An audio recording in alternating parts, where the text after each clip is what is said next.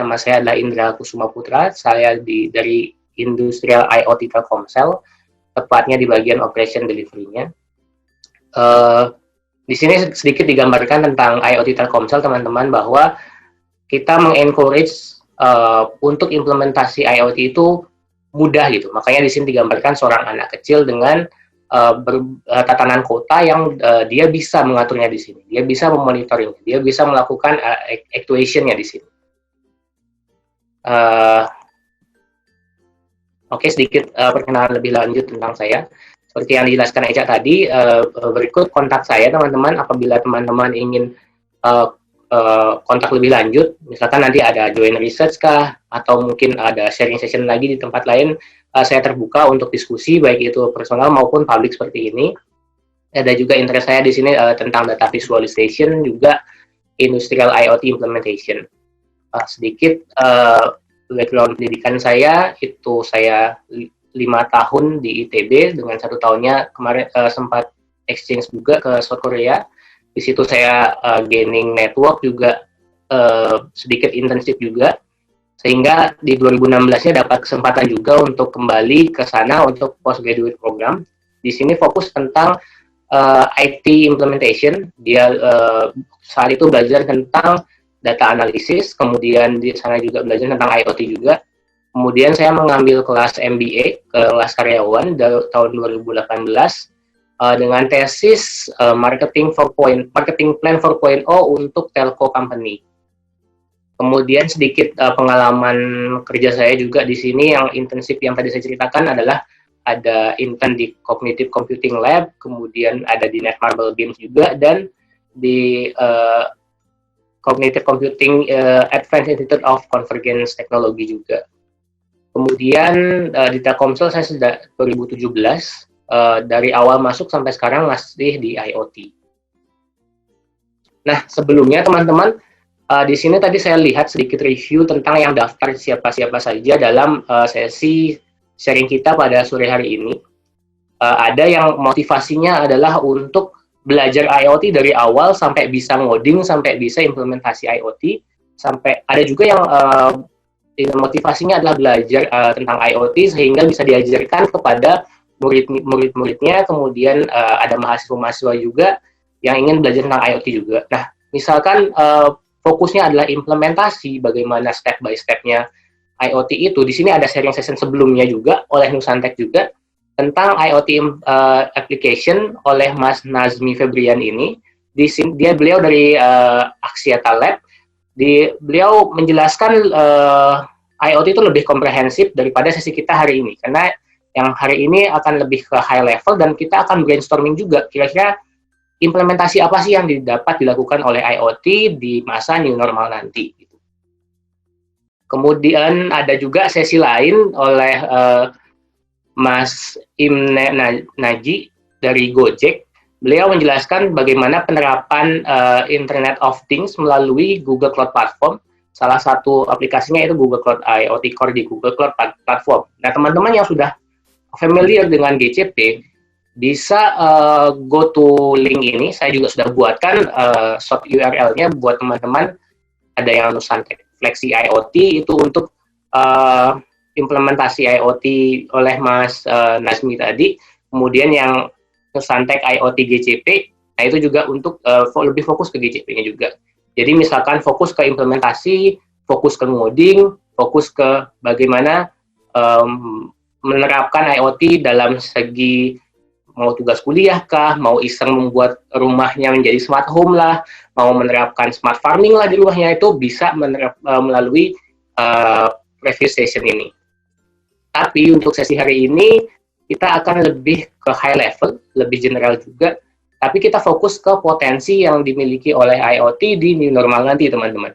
Jadi kita akan melihat seperti apa new normal itu, kemudian nanti juga kita akan kira-kira apa sih IoT yang cocok untuk new normal ini gitu.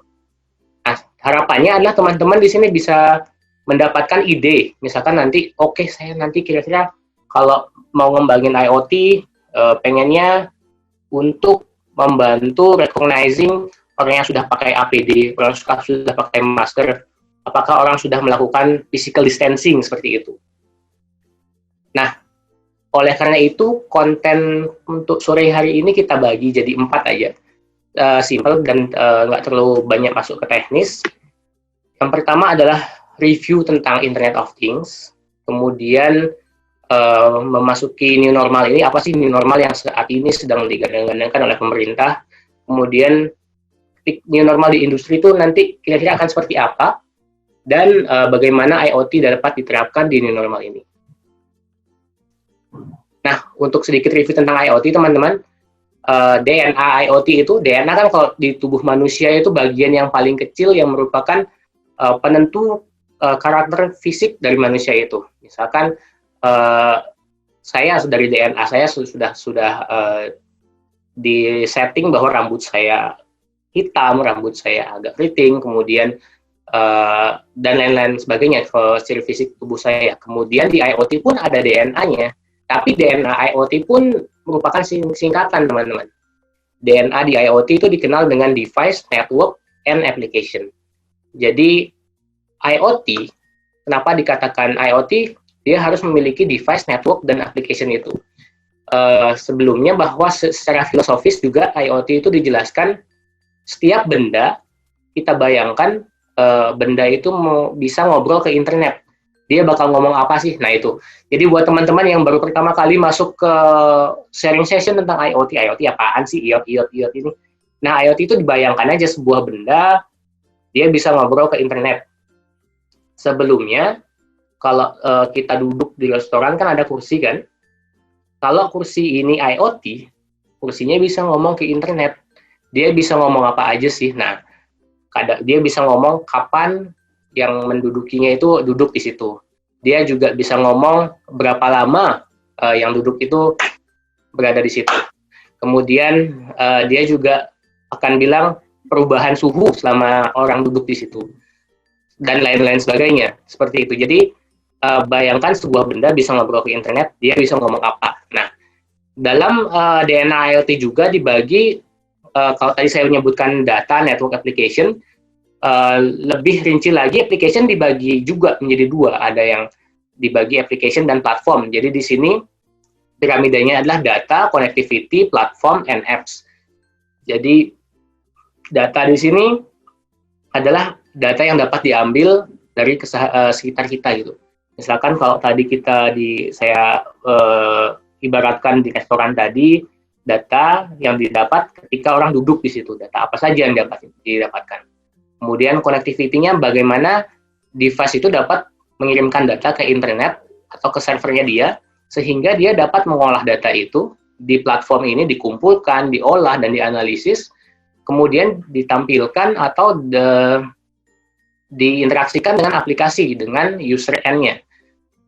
Misalkan tadi contohnya duduk di kursi di restoran kan, datanya adalah data yang saya sebutkan tadi, berapa lama dia duduk, kapan dia mulai duduk, connectivity-nya, ya misalkan dia menggunakan NB-IoT atau salah satu koneksi Telkomsel untuk terhubung ke internetnya.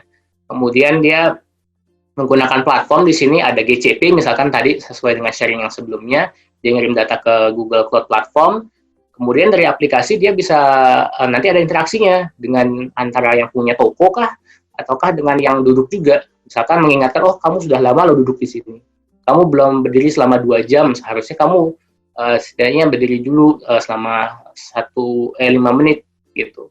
Atau di toko pun, crowd control-nya bisa dilakukan dari data yang didapatkan. Nah, itu sedikit review dari IoT. Kemudian, dari segi pemanfaatan alat atau device, kita melihat ada sekitar 5 atau 6 level alat itu bisa digunakan. Misalkan, di sini jadi saya juga lihat teman-teman yang daftar, ada yang dari mahasiswa dan teman-teman dari SMK yang sudah praktek dengan Arduino. Arduino itu salah satu device kecil microcontroller yang bisa digunakan untuk mengambil data dari sensor yang dimasukkan ke Arduino itu, misalkan sensor ultrasonik ya di Arduino. Nah, kalau di level 0, di level 1, ultrasonik ini dia hanya ngambil data jarak. Ultrasonik kan di Arduino kembalinya berapa meter jarak yang dihasilkan.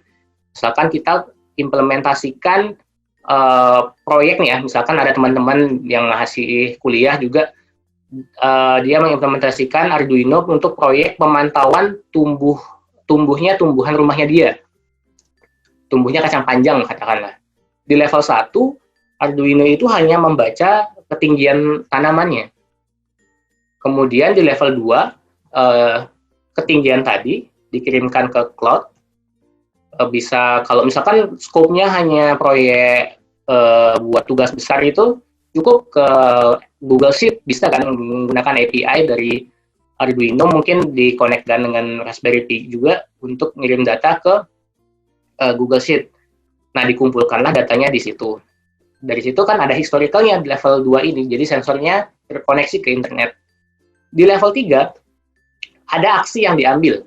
Misalkan tadi ketinggian kacang panjangnya sudah 3 cm. Berarti nanti ada sensor yang, bukan sensor, yang actuator namanya. Berupa rotor misalkan, yang membuka atau menutup pengairannya gitu. Misalkan kita buat sistem pengairan di tanaman tadi. Misalkan kalau 2 cm, setiap pagi dibuka selama 2 detik sehingga menghasilkan 20 ml air. Misalkan sudah 10 cm, maka konsumsi air tanamannya ditambah lagi. Nah, seperti itu level 3. Kemudian di level 4, nanti ketika device sudah bisa melakukan prediksi. Oh, kalau kamu punya tanaman, dalam 3 hari dia tingginya naik 10 cm, mungkin menurut prediksi intelligence di level 4 ini, nanti kamu sudah bisa panen kacang panjang di hari ke-15. Nah, seperti itu. Kemudian di level 5, dia menghasilkan bentuk suggestion berupa planning dan manajemennya. Oh, di level 5 nanti keluarannya adalah, nanti setelah seminggu, kamu akan butuh air 1 liter nih, harus disiapkan. Kemudian setelah 1 minggu, kamu akan mendapatkan sekian banyak kacang panjang. Nah, seperti itu. Jadi, perjalanan pemanfaatan alat itu dari level 1 sampai level 5. Nah, level 2 itu sebenarnya sudah termasuk IoT. Dia sudah punya device, sudah terhubung ke network, aplikasinya adalah aplikasi penyimpanan data, segitu aja. Paling simpel.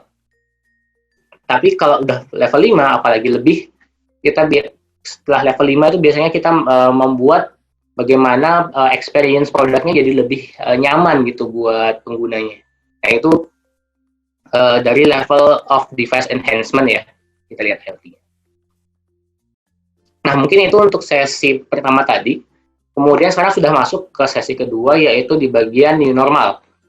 Kan kita baru dengar banyak nih tentang new normal. Oh ya, sebelumnya Mas Eca, apa saya lanjut dulu sesinya di belakangan, apa mau di tengah-tengah nih tanya jawabnya? Setelah sharing aja Mas, untuk ya? tanya jawabnya. Oh gitu, jadi ketika ada yang mau tanya jawab, nanti ada raise hand ya? Untuk tanya jawabnya nanti cukup disampaikan lewat chat aja, nanti saya bacakan pertanyaannya. Oke, teman-teman, ketika ada pertanyaan jangan sungkan, silahkan tanyakan melalui chat ya. Nah, untuk new normal, apa sih new normal? Sebenarnya teman-teman, kalau baru dengar new normal itu kemarin itu agak salah sebenarnya. Karena sebenarnya new normal sudah muncul di 2008 dan di 2012. Kapan? Itu saat terjadi krisis ekonomi terutama di US. Kalau kita lihat di 2008 dulu pernah ada krisis ekonomi. Di situ ada istilah new normal ini yang dibuat untuk mengingatkan agar para pelaku ekonomi, para pelaku bisnis, para penentu kebijakan, dia optimis bahwa keadaan akan kembali ke normal. Nah, itu tujuannya dibuat istilah new normal ini. Oke, sekarang keadaan tidak normal, tapi nanti keadaan akan normal lagi. Maka dibuatlah istilah new normal. Kenapa ada new normal di depannya, ada new itu? Untuk dia tetap hati-hati. Karena kan saat itu keadaan belum tentu normalnya sama seperti yang sebelumnya. Ada keadaan-keadaan yang tidak pasti, maka dari itu disebutlah new normal gitu. Sebentar ya, saya minum. Ini video background, saya video doang. kan ganti baju jadinya. Nah, selanjutnya kita lihat lagi nih. Teman-teman yang paham IHSG pasti tahu lah, ini juga sama dengan saham. Tepatnya indeks saham di Dow Jones atau di Amerika sana. Tadi kan saya bilang, new normal tuh udah muncul di 2008 dan di 2012. Kita lihat di sini 2008 bener, Dow Jones Index itu turun ke level di bawah 8.000. Maka di sebelum 2008 itu sebenarnya normal ya, kalau kita perspektif kita di 2008 itu normal. Kemudian terjadi krisis, adalah istilah new normal tadi 2008 sampai dia kembali normal lagi. Di situ kan di sini normalnya adalah rata-rata Dow Jones saat itu. Di situ di 12.000 sehingga normalnya sudah sampai di 2010 sudah seolah-olah new normal itu. Sudah tercapai new normalnya, sudah biasa orang dengan new normal, sudah jadi normal lagi new normalnya gitu. Kemudian ada krisis lagi ternyata, tapi nggak sedalam 2008 itu. Kaget kan orang-orang soalnya kemarin baru krisis 2 tahun yang lalu, tiba-tiba krisis lagi, jangan-jangan ini sedalam yang sebelumnya, ternyata enggak kan. Maka dari itu 2012 ada juga new normal lagi seperti itu. Nah, yang menarik dari pandemi COVID saat ini, kalau teman-teman menganalisis IHSG atau saham-saham lainnya, kita bisa ngelihat turunnya cepat, naiknya juga nih, jangan-jangan naiknya cepat, masih ada optimisme yang dilihat dari indeks saham saat ini. Tapi untuk melihat lebih detail nanti kita harus diskusi dengan pakar ekonomi juga di situ. Kemudian di pandemi ini kita melihat istilah new normal juga berkembang, yaitu istilah untuk perilaku baru, apa yang berbeda dan yang kita lakukan berbeda dengan keadaan kita sebelum pandemi ini.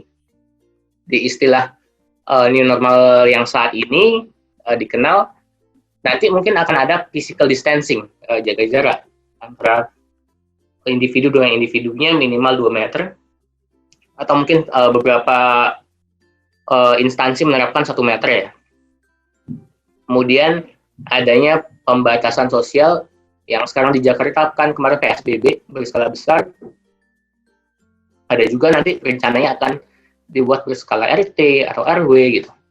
Kemudian ada juga perilaku hidup bersih dan sehat yang seperti cuci tangan, kemudian minum vitamin, dan berkegiatan setiap harinya seperti itu. Nah, di sini juga dari Pure Profile, dia menjelaskan dari hasil survei dan analisis yang dilakukan oleh Pure Profile ini, dilihat kira-kira apa sih yang akan dilakukan orang nanti setelah work restriction ini, work from home ini dihentikan, jadi sudah bisa work from office lagi. Kemungkinan 40% orang akan menghindari jabat tangan, menghindari pelukan di kantor gitu. Jadi mungkin nanti akan lebih ke, sekarang juga sudah di-encourage untuk namaste kayak gini, atau salam sikut lah oleh Pak Menteri Kementerian BUMN. Kemudian ada juga 31% bilang kemungkinan nanti meetingnya akan lebih singkat. Jadi meeting tatap muka nanti akan lebih singkat jadinya. Dan 29% bilang ini work from home masih efektif, kita mungkin akan memperpanjang keadaan work from home ini. Kemudian di keseharian yang akan dilakukan selama nanti new normal adalah ada yang lebih sadar bahwa oh kalau sakit ya udah di rumah aja. Sekarang juga ada Halodoc kan teman-teman yang kemarin sempat sakit selama masa pandemi ini, mungkin sudah menggunakan juga Halodoc untuk pesan obat. Nah, di situ juga sudah ada inovasi-inovasi lain juga yang sebenarnya sudah memanfaatkan keadaan ini untuk melakukan bisnisnya. Kemudian ada juga yang sudah mulai konsis atau sadar terhadap budget yang dimiliki secara kehidupan pribadi ya. Sudah mulai, oh tabungan saya tinggal berapa ini? Saya bisa bertahan berapa lama ketika tiba-tiba pekerjaan saya tidak sama dengan pekerjaan sebelumnya. Karena di new normal nanti masih takut orang-orang itu jangan-jangan akan turun lagi keadaan, jangan-jangan akan makin parah lagi keadaan pandemi ini. Maka dari itu mulai menabung, tabungannya security budgetnya mulai tahan dulu sama orang. Ada banyak yang megang cash juga. Kemudian sebanyak 33% juga akan membatasi bepergian ke supermarket dan mulai melakukan online shopping, kemudian mengurangi berkunjung di tempat umum gitu. Nah, yang di sini juga selanjutnya pasti akan lebih banyak yang melakukan cuci tangan. Nah, yang akan kita bahas di sharing session hari ini sebenarnya lebih ke new normal ini sih nanti kira-kira kalau industri yang melakukan new normal ini seperti apa jadinya gitu. Sini juga ada kemungkinan orang itu untuk bepergian. Jadi secara internasional pada bilang, akankah saya bepergian setelah restriction-nya diangkat? Mayoritas bilang enggak, karena mungkin masih takut keadaan pandemi di luar kan beda dengan di negaranya masing-masing, jadi dia nggak tahu, nggak berani juga. Tapi kalau secara domestik, banyak yang bilang, oh mungkin aja saya melakukan bepergian nanti setelah pandemi ini lewat, setelah new normal nanti. Nah, kalau di Indonesia mungkin yang kanan juga, yang domestik tuh pada banyak yang akan melakukan perjalanan domestik nanti setelah pandemi ini. Karena kemarin juga pada belum sempat mudik kan, belum sempat ketemu keluarga gitu. Dan yang terakhir di sini dia menjelaskan tentang positif apa yang didapatkan. Maksudnya di sini kebanyakan orang mulai berpikir saya tuh harus mengejar apa sih dalam hidupnya gitu. Sebagian lagi bersyukur gitu. Alhamdulillah masih hidup, alhamdulillah masih sehat. Karena kesehatan itu seolah-olah hal yang sangat berharga di masa pandemi ini. Kalau kemarin teman-teman ada yang merasakan sakit, salah satunya saya juga kemarin sempat sakit saya radang tenggorokan lah ya kan. Itu salah satu ciri-ciri orang kena COVID kan, radang tenggorokan, sakit tenggorokan, sesak nafas, seperti itu kan. Kadang-kadang orang mikir, aduh jangan-jangan iya. Orang-orang mulai mikir, mulai takut gitu. Jadi mulai sadar, oh alhamdulillah masih sehat gitu, masih diberi kesehatan. Ada juga kemarin yang sudah mulai mempersiapkan nih, sudah mulai dielu-elukan bahwa kita harus mempersiapkan starter pack untuk new normal nanti. Ketika sudah mulai ngantor lagi, siapkan masker, ada yang mulai menyiapkan face shield juga, tisu basah, tisu kering, alat ibadah pribadi, alat makan pribadi, hand sanitizer, bahkan ada yang mempersiapkan bekalnya juga. Karena benar-benar kita masing-masing ini secara individual ya, kita nggak bisa menjamin kebersihan di luar itu seperti apa. Yang bisa kita jamin ya kebersihan yang kita bawa dari rumah kita gitu. Nah, sekarang yang di industri seperti apa sih new normalnya? Ini sedikit apa yang kami rasakan ya melalui kegiatan bisnis kami di Telkomsel. Yang pertama, revenue berkurang sampai ada beberapa bisnis yang tutup. Nah ini, kemarin kan sempat ngehits tuh Eri hengkang dari Indonesia. Itu juga salah satunya karena revenue ini yang berkurang sampai ada yang tutup juga. Kemudian ada juga yang merasakan penurunan kehadiran secara fisik. Jadi visibilitas kinerja di misalkan pabrik kurang terlihat. Kemudian ada yang mengalami bottleneck operasional. Bottleneck operasional itu terganggunya operasional karena terhambat di satu proses. Misalkan kita industri pengrajin batik katakanlah. Selama pandemi stok kainnya malah tidak ada sama sekali karena dari produsen kainnya tidak melakukan aktivitas bisnis sehingga dia tidak bisa produksi. Nah itu tuh namanya bottleneck operational. Value chain di productionnya dia tidak terlaksana karena ada hambatan di salah satu prosesnya. Kemudian mengalami peningkatan komplain. Nah, tapi tidak semua mengalami penurunan. Ada juga yang dalam kesempatan seperti ini malah meningkat trafficnya. Seperti Halodoc yang saya ceritakan tadi, dia malah mengalami peningkatan traffic di saat pandemi ini. Kalau teman-teman sebelum masa pandemi ke rumah sakit itu bisa lihat Halodoc seolah jadi pilihan kedua gitu. Ada stand-nya, tapi stand-nya juga sepi, orang masih banyak ke dokter juga. Tapi di saat ini malah orang tertarik, karena pada merasa saya harus menghindari rumah sakit, di situ paling banyak virusnya sebenarnya. Nah, ini yang penting untuk new normal di industri ini, teman-teman. Di sini salah satu data dari keuangan emiten. Emiten itu adalah perusahaan-perusahaan yang terlisting di IHSG, teman-teman. Jadi ada sektornya. Di sini kita dapat lihat bahwa ada pertumbuhan pendapatan dan pertumbuhan laba bersih. Yang paling besar saat ini adalah di telekomunikasi dan di agrikultur. Kemudian disusul oleh perdagangan, kemudian konsumsi barang dan farmasi, kemudian ada perbankan. Nah, kemudian ada juga rumah sakit. Rumah sakit dulu baru perbankan itu. Nah, ini industri ini yang menjadi mindset kita juga. Kita harus paham industri mana sih yang sebenarnya saat ini sedang sehat. Di sini kita melihat pertumbuhan laba bersih ya sebenarnya. Jadi kebanyakan industri memang mengalami penurunan. Sehingga ketika kita melakukan penjualan inovasi IoT yang kita buat, nanti misalkan kita mengembangkan sebuah inovasi untuk tambang gitu, inovasi IoT untuk tambang. Mungkinkah dia beli? Masih mungkin. Tapi saat ini mungkin dia akan fokus ke pertumbuhan laba bersihnya, karena di sini laba bersihnya masih negatif gitu. Ini salah satu indikator aja.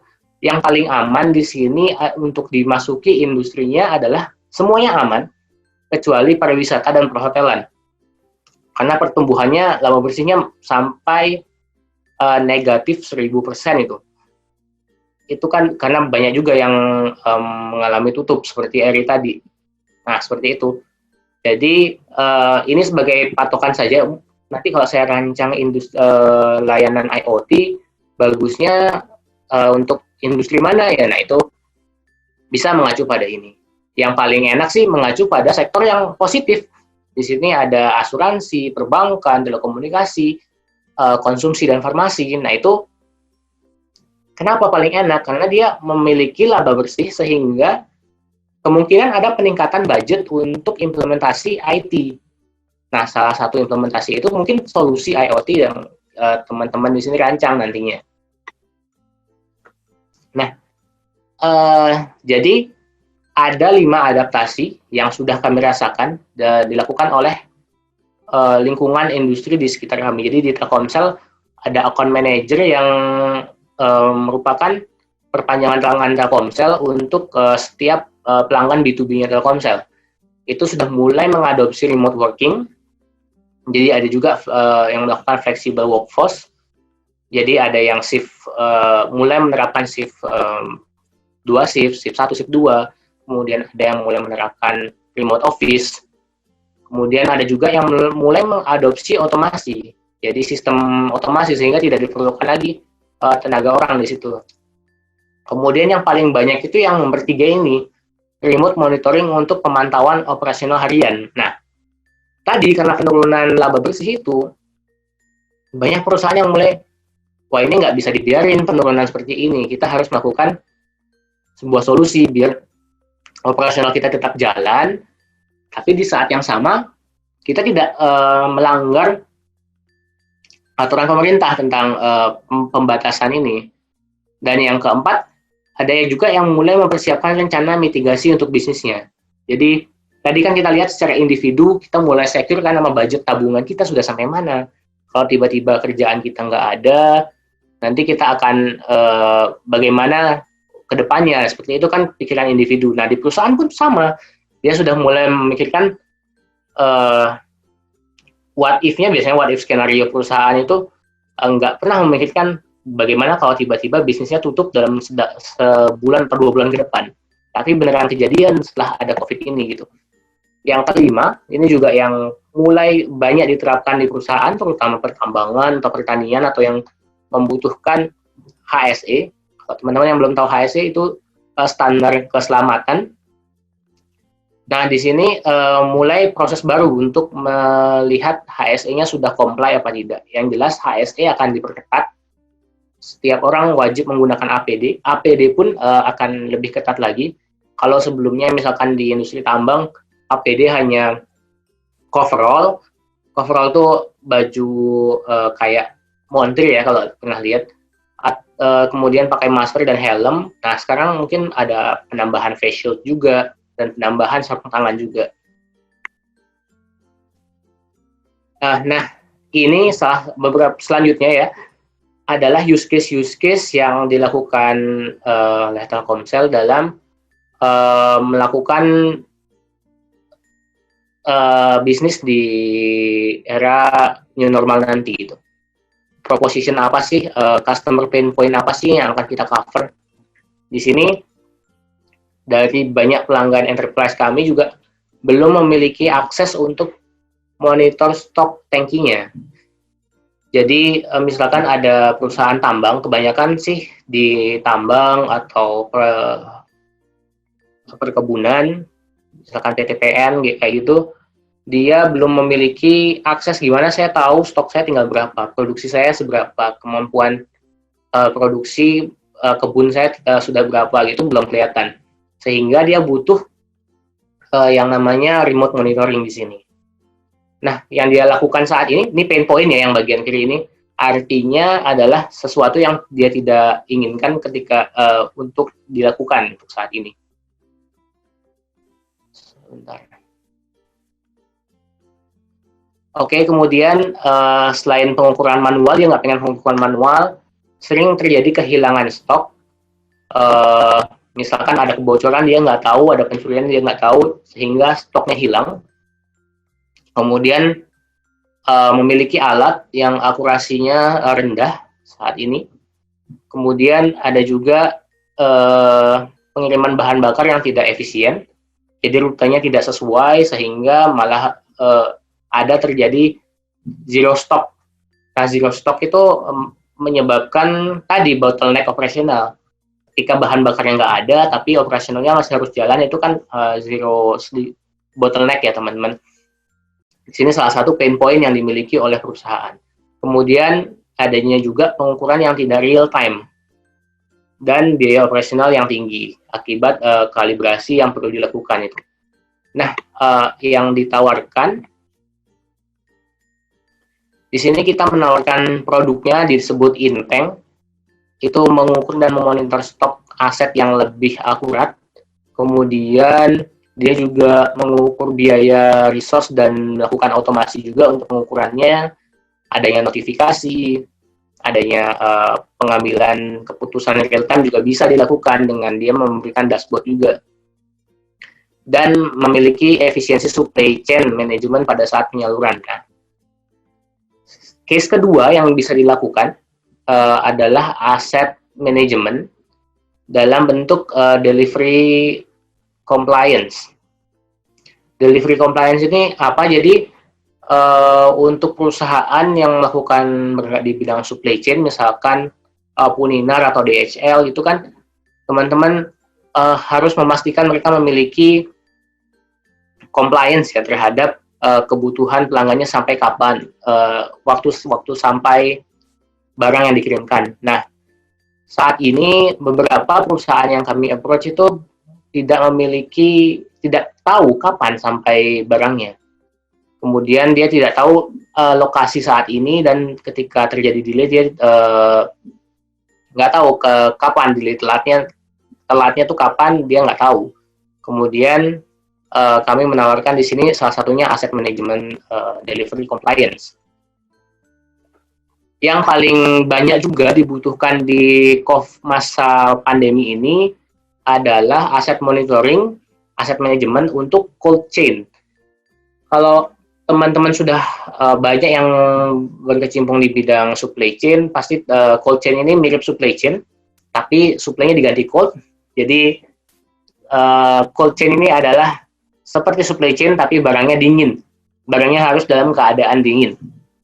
Gitu. Jadi pengiriman apa yang butuh selalu dalam keadaan dingin? Daging, ice cream, kemudian, nah di sini yang kemarin kita kerjasama juga dengan PMI, yaitu plasma darah. Plasma darah itu harus disimpan, ada rentangnya -5 sampai 0, ada rentangnya 0 sampai 10 derajat.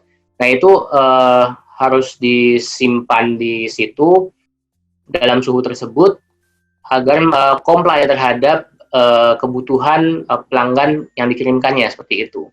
Nah, kendala saat ini itu tidak ada real time temperatur. Jadi saat ini teman-teman ketika PMI mengirimkan plasma, dia menaruh data logger di dalam kotaknya, kemudian kotak itu dikirimkan, maka yang didapatkan data logger itu dia mencatat data selama perjalanan, tapi ditariknya saat sudah sampai. Jadi data di perjalanan dia nggak tahu ketika tiba-tiba suhunya naik, dia kan butuh suhunya dingin kan cold chain itu. Ketika suhunya naik di tengah jalan, dia nggak tahu. Taunya ketika sudah sampai, dan pelanggannya bilang, oh saya nggak mau, suhunya udah sempat 10 derajat tadi, saya nggak mau, saya pengennya yang selama perjalanan pun tetap 5 derajat, nggak boleh lebih dari 10. Nah seperti itu, ketika dia nggak punya visibility di jalan itu kan cukup fatal, dia bisa mengalami keputusan bisnis yang hilang gitu, opportunity bisnis yang hilang. Itu salah satu pain point yang utama pada cold chain ini teman-teman. Jadi kalau teman-teman melihat ada cold chain juga yang mau dikembangkan oleh teman-teman juga bisa. Karena implementasinya sebenarnya kalau dipikir ya sederhana. Misalkan nih teman-teman mulai cari alatnya gitu. Temperatur, suhu, sensor temperatur itu kan banyak variannya kan. Dan itu bisa ditemukan di mana-mana. Misalkan mau pakai sensor yang sepasang dengan Arduino tadi buat ya kita buat prototype dulu lah. Itu bisa dikembangkan juga sebenarnya dengan kalau kita lihat solusi yang tadi apa sih yang sulit, ini sulit sih untuk ketinggian benda cair kan agak sulit karena investasi sensornya agak mahal. Nah ini misalkan aset manajemen, dia butuh apa sih? Sebenarnya dia butuh GPS aja kan ini, dia butuh sensor yang memberikan lokasinya di mana, kapan, udah itu aja. Kemudian dikembangkan bagaimana menyelesaikan pain point pelanggan atau pain point di industri itu. Kemudian yang ini, dia butuh selain data lokasi, dia butuh data waktu, dia juga butuh data suhu. Udah sama aja kayak yang tadi. Ini butuh GPS jelas. Ini butuh GPS sama sensor temperatur gitu. Jadi ya kalau mau mengembangkan sendiri sebenarnya ada kesempatan buat teman-teman mengembangkan ini. Tapi itu harus dikembangkan idenya. Kalau kata manajer saya ya, anyone can steal your idea, but not your execution. Nah, kalau misalkan teman-teman mau mengembangkan, kembangin aja. Idenya tuh ada banyak yang bisa kita amati, niru modifikasi, tapi nggak ada yang bisa niru modifikasi yang kita lakukan, nggak ada yang bisa niru eksekusi yang kita lakukan gitu. Kemudian ada lagi computer vision untuk HSE compliance yang dilakukan oleh Telkomsel juga. Sekarang kan ada banyak perusahaan yang memperketat HSE-nya, health, safety, environment tadi yang saya jelaskan. Salah satunya melihat maskernya sudah comply atau belum. Kita juga menyediakan mendeteksi kerumunan dan mendeteksi suhu. Nah ini yang baru teman-teman, HSE sebelumnya belum memikirkan tentang suhu badan. Dia hanya memikirkan comply nggak tidak dengan APD, APD-nya lengkap atau tidak,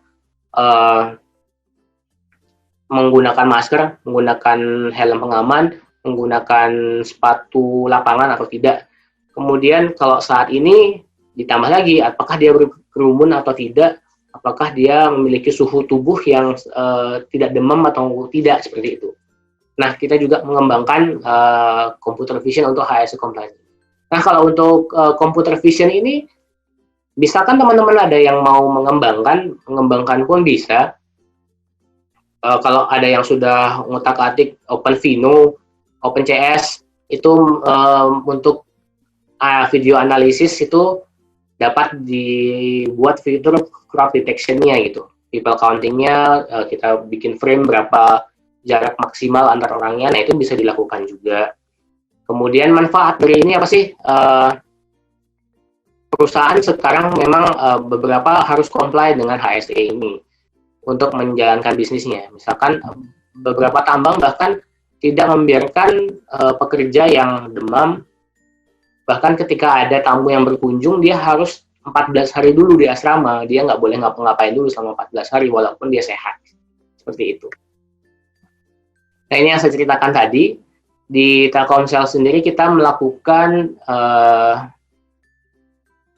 apa ya, CSR sih kemarin masuknya. Jadi bukan termasuk bagian dari bisnis kami, tapi lebih ke corporate social responsibility-nya. Kita memberikan 3 solusi, yaitu fleet side, TOMS, dan asset performance management. Yang bagian asset performance management yang paling bawah ini, seperti yang saya ceritakan tadi, dia melakukan tracking suhu plasma darah, sehingga, oh ya, sebelumnya plasma itu di masa pandemi ini sangat penting, teman-teman, karena dia juga menjadi obat untuk COVID. Plasma darah itu kan bagian darah yang dibuang bagian merah-merahnya, sehingga sisa bagian sel darah putih dan lain-lainnya, dan sel kuningnya juga. Nah, di PMI itu yang sudah memiliki, yang sudah sembuh dari COVID dan menyumbangkan darahnya melalui PMI, itu akan diolah darahnya menjadi plasma darah dan dikirimkan ke rumah sakit yang memiliki pasien COVID saat ini, sehingga itu dapat dijadikan obat juga. Karena kan pasien yang sudah sembuh dari COVID, dia sebenarnya sudah memiliki antibodi COVID. Jadi dia sudah memiliki antibodinya, dan dia juga antibodi virus yang ada di Indonesia. Jadi sebenarnya ini virus yang ada kena orang Indonesia juga. Kemudian dia diekstrak antibodinya, kemudian didonorkan ke orang-orang yang membutuhkan atau ke pasien-pasien yang saat ini masih aktif, sehingga diharapkan antibodi di tubuh orang yang penerima itu mulai melakukan replikasi. Nah, seperti itulah plasma ini. Nah, kita melakukan membantu pengiriman plasma itu. Kemudian ada juga TOMS ini, jadi kita melakukan scheduling secara otomatis kapan pengiriman ini dilakukan. Kemudian ada juga fleet side, di sini membantu untuk melakukan monitoring truk desinfektan, melihat rutenya, waktunya, bagaimana perilaku pengendara selama melakukan desinfektasi tadi. Nah, ini yang paling penting di sesi kita sore ini. Jadi untuk new normal ini, teman-teman, bagaimana sih kita melihat atau merancang solusi yang paling pas untuk keadaan new normal ini? Pertama, kita lihat industri yang paling potensial. Tadi di slide sebelumnya saya ada ngasih list industri ini. Di sini kan ada industri yang potensial, mungkin agrikultur atau telekomunikasi. Ambillah kata kita mau kembangkan solusi, kira-kira apa ya, solusi IoT. IoT berarti dia menggunakan device, dia mengambil data di sekitar industri itu, kemudian dia menguploadnya menggunakan internet, kemudian dia mengolah dan melakukan processing data dari data-data yang dia kumpulkan. Kira-kira di agrikultur ini bisa apa aja gitu. Kemudian setelah kita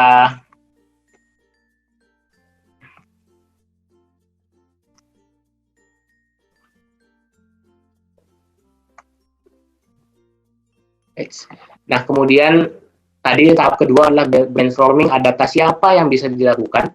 Jadi tadi ada 5 adaptasi yang paling sering dilakukan industri saat ini.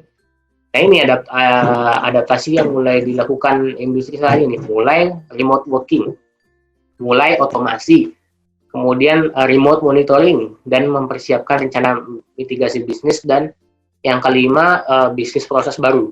Kalau yang tadi saya jelaskan setelah ini berarti kan dia termasuk yang nomor 3 kebanyakan, kemudian ada yang nomor 5 juga.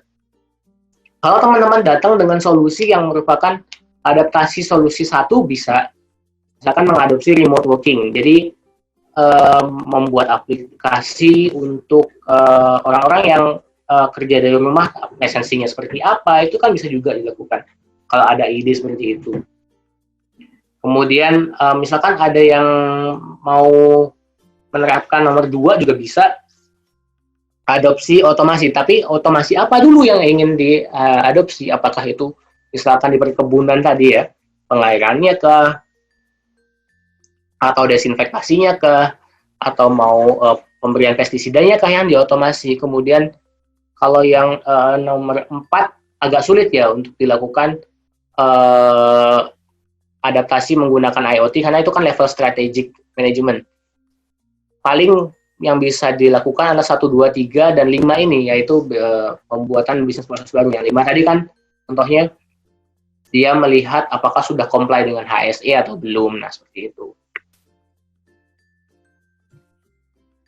Nah, kemudian bagaimana menyusun solusi dan untuk adopsi tadi. Jadi, setelah brainstorming apa yang akan dilakukan, kita juga mulai nih cari-cari butuh alat apa aja ya.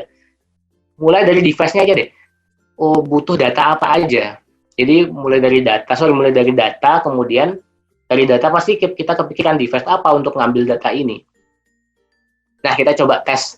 Di sini tadi agrikultur ya, karena kan dia salah satu industri yang paling menarik untuk dilakukan investasi, misalnya kemungkinan punya budget untuk investasi solusi IoT atau solusi IT lainnya. Nah, misalkan yang ingin dimonitor adalah climate monitoring di sini. Jadi data yang dibutuhkan adalah data cuaca. Bagaimana kita melakukan otomasi untuk mengambil data cuaca itu. Kemudian kita juga ingin melihat kebun ini, apakah kondisi kebun selalu aman di masa pandemi ini. Kemungkinan juga kan ada sesuatu yang tidak diinginkan di daerah kebun gitu. Adalah solusi kedua, kita ingin membuat drone yang dilakukan untuk pemetaan lahan, bagaimana keadaan lahan tiap harinya. Itu kan bisa juga dilakukan. Kemudian yang penting di perkebunan juga data keadaan tanah itu penting juga. Perkebunan coklat apalagi itu pH tanah sangat mempengaruhi tumbuhnya coklat. Nah, di sini kita bisa, kalau tanah dan air itu yang paling penting biasanya pH. Kalau tanah juga ada unsur hara lainnya biasanya yang dibutuhkan untuk dinilai, tapi yang paling sering adalah pH, mineral, sama kelembaban. Nah, itu kalau sensor itu di Arduino dan teman-teman yang develop sensor dengan Arduino pasti udah kebayang lah sensor apa yang bisa dibuat untuk prototyping ya. Kemudian ada juga yang bagian dosing and nutrition solution, itu dia memberikan jumlah pengairan berapa banyak air yang harus diberikan, berapa banyak pupuk yang harus diberikan. Kemudian ada yang memonitor keadaan hewan ternak, misalkan ini perkebunannya sekaligus ada peternakannya juga. Kayak di Harvest Moon ya perkebunannya, ada peternakannya juga. Nah, kemudian ada di sini yang paling penting tuh connected tractor juga, dia memonitor lokasi running hour tractor. Jadi salah satu aset yang penting di perkebunan itu adalah minyak untuk operasionalnya. Kalau misalkan perkebunannya sudah ada generator untuk minyaknya, generator untuk listriknya, dia biasanya nggak udah ada PLN-nya, dia nggak butuh generator atau minyak lagi untuk menyalakan listriknya. Tapi kalau misalnya belum ada, minyak ini penting juga untuk keadaan listrik di suasana di farmnya ini. Kemudian ada crop management juga di sini untuk monitor masa panennya, kapan harus panennya. Kemudian ada drone sprayer tadi, pestisida, pupuk air. Kalau mungkin sekarang diganti aja. Kita bisa menciptakan drone juga untuk spraying desinfektan ke alat berat kita, alat-alat aset-aset perusahaan. Jadi yang tadi kan ada salah satu adopsi yang mau dilakukan perusahaan adalah yang nomor 2 ya, lakukan otomasi. Nah, otomasi ini bisa juga digunakan katakanlah drone, atau mungkin nggak usah drone yang roda 4 aja yang di tanah, tapi dia sudah tahu scheduling untuk sprayingnya tiap pagi kah, tiap sore kah. Jadi ketika misalkan katakanlah bukan farming ya, bukan agrikultur ya yang kita buat bisnis industrinya untuk kita buat solusinya itu bukan agrikultur, tapi katakanlah pertambangan kan alat beratnya banyak banget, gede-gede juga kan. Nah, itu bisa menggunakan otomasi untuk drone ini, karena dia pasti diparkir di suatu tempat tertentu, atau misalkan tidak di tempat yang ditentukan, bisa menggunakan GPS juga itu alat beratnya ketahuan lokasi di mana, si drone-nya bisa juga mencari lokasi itu, sehingga bisa dia cari nih kapan dia melakukan penyemprotan. Nah, ini contoh brainstorming yang bisa kita lakukan. Kira-kira solusi IoT untuk new normal itu apa aja? Jadi pertama tadi kembali lagi, yang pertama kita lihat industrinya, mungkin industri ini bisa investasi di IoT untuk bisnisnya dia. Kemudian kita lihat juga solusi apa kira-kira yang butuh ya, seperti ini yang kita lakukan di slide ini. Oh, farming itu bisa ya dilakukan kayak gini. Atau ini juga salah satunya misalkan di bagian off farm-nya. Jadi di sini ada beberapa. Yang pertama power management-nya. Jadi yang saya ceritakan tadi, gensetnya melakukan konsumsi daya berapa banyak, dia pelistrikannya seberapa yang dibutuhkan untuk menerangi kebunnya atau memberikan listrik untuk seluruh alat yang ada di kebunnya. Kemudian greenhouse automation pun sudah mulai diterapkan juga saat ini. Ada yang memberikan pencahayaan tambahan juga pada greenhouse ini. Kemudian ada monitoring crop logistik yang mungkin diterapkan juga, dan ada CPO, mobile tank monitoring. Kalau dari 3 hal ini, jadi tadi pilih industri yang potensial, brainstorm adaptasi apa yang bisa dilakukan, kemudian bagaimana menyusun solusi untuk adopsi itu. Nah, yang saya lakukan tadi masih sampai tahap 2 ya teman-teman. Bagaimana menyusunnya itu yang membedakan antara masing-masing dari kita nanti. Jadi, seperti yang saya sebutkan tadi, you can steal my ID, but you cannot steal my execution. Yang berbeda dari setiap individu adalah eksekusinya. Jadi, misalkan teman-teman diajak brainstorming ID, nggak masalah, siapapun, dan nggak perlu datang dari saya ide-ide tadi. Teman-teman mikirin ini sendiri, pasti bisa dapat ini juga. Tapi, untuk bagaimana solusinya, device dari mana ya, gitu. Kemudian, koneksinya nanti gimana caranya. Kemudian aplikasinya saya ngembangin yang sesuai user yang kayak gimana. Nah, itu eksekusi masing-masing, dan yang menentukan eksekusi masing-masing itu ya teman-teman. Bagaimana teman-teman mengelola aset individu yang teman-teman miliki, network yang teman-teman miliki, atau pengetahuan. Paling dasar sih memang pengetahuan. Bagaimana prototyping dulu aja. Dengan prototyping, teman-teman sudah punya, oh di awal device-nya tuh yang dibutuhkan dalam skala kecil seperti ini. Untuk dibawa ke skala industri itu, nanti ketika teman-teman, misalkan salah satu ide eksekusi yang teman-teman lakukan adalah minta bergabung dengan salah satu, kalau di Telkomsel namanya TINC, Telkomsel Innovation Center. Itu kan salah satu, apa ya namanya, yang mengembangkan startup itu, saya lupa istilahnya. Nanti mungkin ada yang tahu ya di istilahnya di sini. Nah, teman-teman bisa bergabung dengan atau juga venture capital yang memberikan dana untuk teman-teman mengembangkan solusi ini. Nah, seperti itu mungkin yang dapat saya sharing. Tapi sebelum kita masuk ke sesi tanya jawab yang ada di chat ini, yang nanti dipandu sama Eca, saya mau baca beberapa yang diharapkan oleh teman-teman selama pas pendaftaran, boleh ya, ya? Ya, silakan. Oke. Jadi kan setelah pas pendaftaran, teman-teman di sini ada memasukkan di bagian hal apa yang ingin dipelajari selama webinar ini kan. Saya ingin ngecek dulu apakah sudah memenuhi apa belum. Misalkan nih, ada yang ingin mendapatkan ilmu untuk kedepannya, ya insya Allah ini ilmu lah ya. Kemudian belajar penggunaan IoT. Nah, itu penggunaan IoT teman-teman di 2 slide tadi, 2 sesi sebelumnya tadi, oleh teman-teman dari Flexi IoT dan Gojek tadi untuk GCP. Kemudian ingin menambah ilmu, oke, semoga mendapat ilmunya.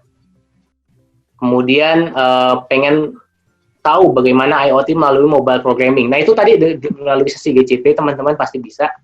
Implementasi IoT di Telkomsel. Nah, tadi saya sudah sebutkan ada 3 use case yang saat ini diterapkan di Telkomsel. Selain itu ada juga. Kemudian, bagaimana, ini menarik nih, bagaimana implementasi IoT pada daerah pedalaman yang jauh dari fasilitas umum dan sulit akses sinyal maupun internet. Adakah solusi dari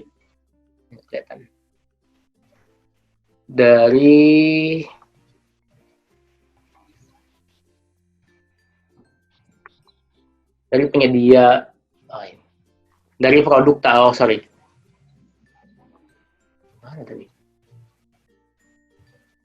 adakah solusi untuk remote ya intinya tadi. Untuk remote ini juga saya jelaskan sekalian, tadi ada yang nanya juga bagaimana Telkomsel membantu konektivitas untuk layanan IoT. Nah, sedikit tentang NB-IoT atau narrowband. Jadi bedanya narrowband dengan band biasa, kita tahu LTE saat ini yang kita gunakan, ada juga 5G, tapi ada NB-IoT. Jadi NB-IoT itu kalau misalkan 5G itu adalah perkembangan ke arah band yang lebih luas, kecepatan yang lebih tinggi, jadi akses yang bisa teman-teman dapatkan lebih banyak. NB-IoT justru paket yang dikirimkan lebih sedikit. Paket data, paket pengiriman data itu 1 MB katakanlah. Kemudian coverage-nya bahkan lebih besar NB-IoT ini, dan dia high delay tolerant. Dan kalau di Indonesia ya, tadi kan ada ini kelebihan NB-IoT.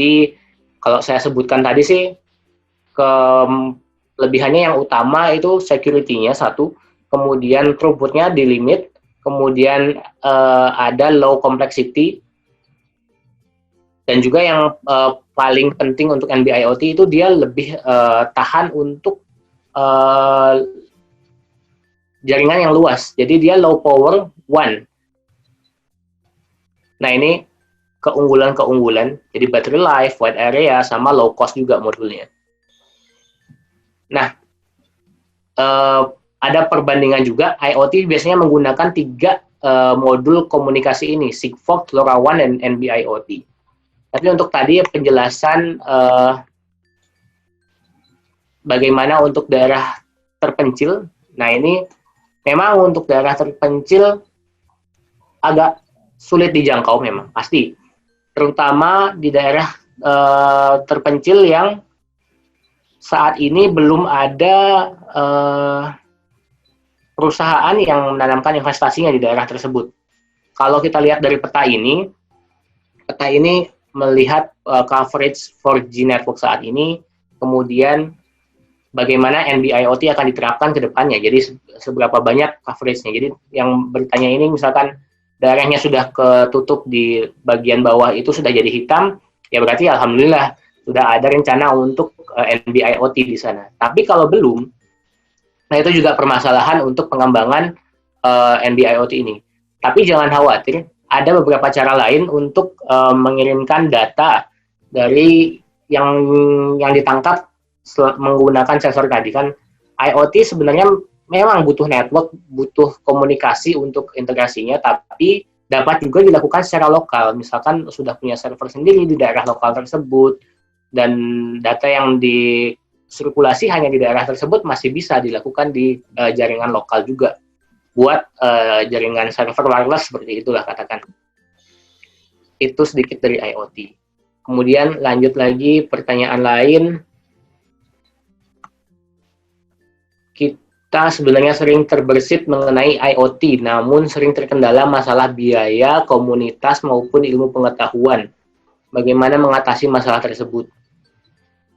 Ya, untuk masalah IoT terkait biaya, komunitas, maupun ilmu pengetahuan, seperti yang saya ceritakan tadi, mungkin bisa dimulai dulu dari prototyping, teman-teman, dan coba dibawa ke lab-lab atau komunitas-komunitas yang disediakan. Kalau Telkomsel, teman-teman bisa googling Telkomsel Innovation Lab, itu salah satu tempat teman-teman bisa mengembangkan ide menjadi sebuah perusahaan startup gitu.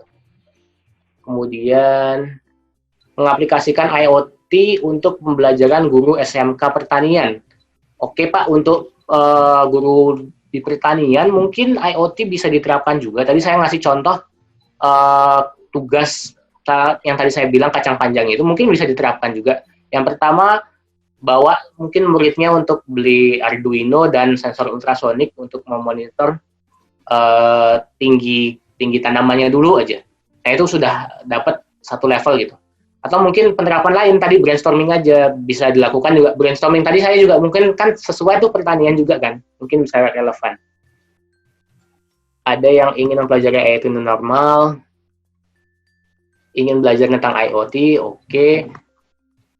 Peluang membangun IoT di masa mendatang. teknologi IoT Big Data. Mungkin sekian dulu aja ya. Mungkin ada pertanyaan lain yang baru muncul sebelum pendaftaran, silakan Mas Eca. Ya, terima kasih untuk Mas Indra untuk sharingnya. Tadi menarik ya untuk saya yang udah di-share itu. Kita udah belajar itu seperti apa sih IoT, lalu keadaan new normal itu seperti apa, lalu saat new normal ini seperti apa sih dampak dari COVID ini terhadap industri. Tadi kita juga sudah belajar seperti apa mindset dan alur yang harus kita gunakan dalam melakukan pengembangan IoT. Nah, jadi mungkin untuk selanjutnya akan saya lanjutkan dengan sesi tanya jawab. Jadi yang pertama ini ada pertanyaan dari Volkes Raunal. Nah, pertanyaannya itu Mas Indra, kalau kita udah menggunakan Arduino, apakah harus menggunakan Raspberry sebelum transmisi ke jaringan internet? Nah, untuk Arduino sendiri dapat menyiapkannya melalui interkoneksi dengan shield Wi-Fi atau Ethernet shield. Apakah peran Raspberry jika kita menambahkan Raspberry? Ya, oke. Untuk sudah menggunakan Arduino, saya juga dulu pernah mengembangkan aplikasi yang tadi saya ceritakan, itu yang kacang panjang itu juga sebenarnya salah satu tugas saya juga. Itu saya menggunakan Arduino ditambah Raspberry Pi. Sebenarnya yang paling enak sih menggunakan langsung Raspberry Pi tanpa menggunakan Arduino gitu. Jadi Raspberry Pi kan juga sudah bisa ngambil data dari sensor ya. Kalau ditambahkan modul sederhana sebenarnya nggak harus Arduino, tapi kalau digabungkan Arduino dan Raspberry Pi kemampuannya ada untuk actuator juga. Jadi Raspberry Pi-nya bisa sebagai pengumpul data, pengirim data. Kemudian tadi juga ditanyakan koneksinya ya, Cak? Iya, untuk koneksinya. Sigfox atau? Untuk koneksinya itu sendiri,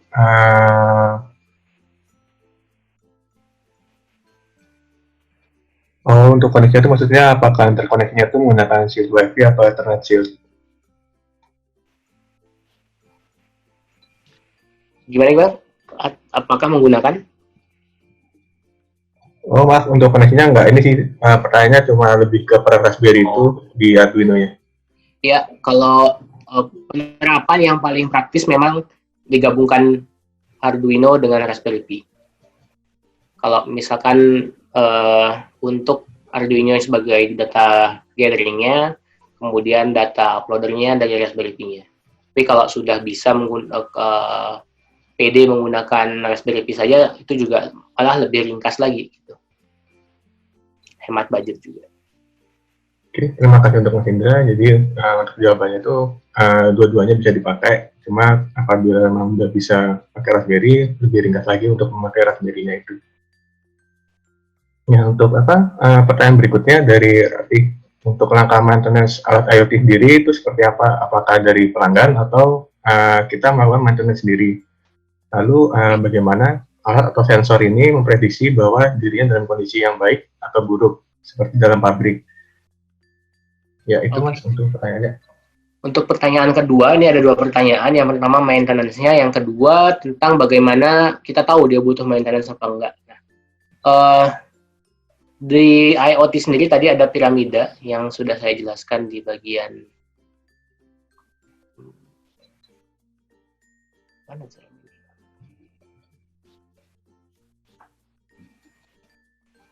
Di bagian DNA IoT ini kita melihat bahwa IoT itu ada 4 level. Di bagian platform ini, salah satu tugas platform ini adalah berkomunikasi dengan device yang kita miliki.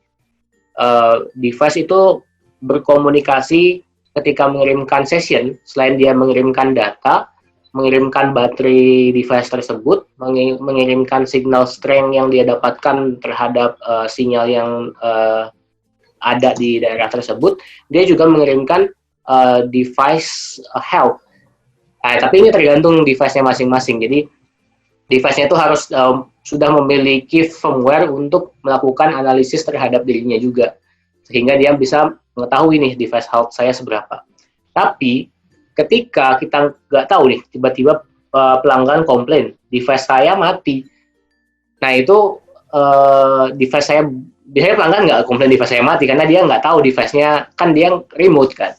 Paling dia bilang, data saya kok nggak update gitu. Update-nya kemarin, padahal kan ini harusnya real time. Nah, kita juga dapat melakukan penelusuran melalui DNA ini, teman-teman. Jadi, yang pertama dilihat juga dari bawah, dia bilang datanya kok nggak ada. Nah, yang pertama kita lihat koneksinya. Kapan koneksi terakhirnya? Apakah koneksi terakhirnya tuh jangan-jangan koneksinya masih online juga ternyata. Berarti kalau koneksinya online, kita lihat juga dari atasnya lagi, berarti kan di platform dia ada data-data terakhir seperti apa bentuknya. Misalkan yang case-nya koneksinya online, kita lihat datanya masuk, tapi datanya nol. Nah, berarti kan masalahnya di device itu udahan. Jadi kalau untuk melihat, salah konsep ya. Untuk maintenance, untuk problem solving, lihatnya dari atas ke bawah. Kita lihat dari apps dulu. Masuk nggak di pelanggan? Tadi kan dia bilang saya nggak dapat data. Kita cross check apakah dari apps berfungsi dengan sempurna, datanya dikirimkan, analytics-nya dilakukan atau tidak. Kemudian dari platform kita lihat apakah platformnya menangkap data yang dikirimkan oleh device atau tidak. Kemudian kalau ternyata apps-nya oke, platformnya masih oke juga, dia datanya dapat, connectivity-nya kita cek juga. Jangan-jangan connectivity-nya nggak dapat di sana. Ketika kita cek connectivity-nya nggak dapat, oke, kita nyalakan connectivity-nya dengan cara maintenance. Karena network di IoT ini, teman-teman, berbeda dengan network yang kita miliki di SIM card yang kita miliki. Kalau SIM card yang kita miliki, kita tidak bisa ngatur APN, APN-nya bisa sih dengan handphone. Nggak bisa ngatur communication plan-nya, nggak bisa kita ngatur limitasinya. Nggak bisa kita ngatur restriction-nya, koneksinya nggak bisa dipakai YouTube-an, itu bisa dilakukan di IoT nanti. Nah, koneksinya pun bisa kita reset koneksinya melalui network configuration-nya bisa. Jadi ketika kita melihat koneksinya nih yang masalah, kita reset biasanya sudah bisa connect lagi. Atau kalau tidak bisa, kalau dari Telkomsel sendiri biasanya ada tim di daerah untuk melakukan cek jaringan NB-IoT-nya. Kemudian kalau koneksi pun masih oke, kemungkinan dari data atau dari sensor atau pings yang mengumpulkan data itu, kita melihat sensornya berfungsi sempurna atau tidak. Kalau tidak, nah berarti itu harus ke lokasi. Atau kita lihat dulu yang mengirimkan terakhir, yang mengirimkan data yang dikirimkan terakhir, apakah device health-nya cukup tinggi. Karena kan tadi saya cerita, firmware-nya harus sudah bisa mengirimkan bagaimana keadaan device-nya. Dan itu sebenarnya sudah ada, biasanya device yang sudah lengkap, kita tinggal call beberapa parameter untuk menghasilkan data device health-nya seperti baterainya, kemudian drop baterainya, dan data-data lainnya. Nah, itu untuk melihatnya. Kemudian, IoT ini sifatnya seperti apa di perusahaan, apakah ketika ada error kita yang harus melakukan handling. Nah, ini beratnya di IoT, kenapa banyak yang bilang sulit untuk mengembangkan IoT untuk industri. Karena perusahaan pengennya dia sebagai OPEX atau dia adanya managed service yang diterima perusahaan adalah data. Dia pengennya dapat data jadi, dia nggak pengen beli alat, dia beberapa pengen beli alat, beberapa nggak pengen beli alat, tapi intinya dia pengen datanya tuh yang dijamin. Yang penting ada data, saya mau bayar. Tapi kalau nggak ada data yang didapatkan, ya saya buat apa bayar juga gitu. Ada beberapa perusahaan yang mau investasi di alat, sehingga dia akan butuh maintenance alatnya. Maintenance alatnya itu juga dilimpahkan ke yang menawarkan.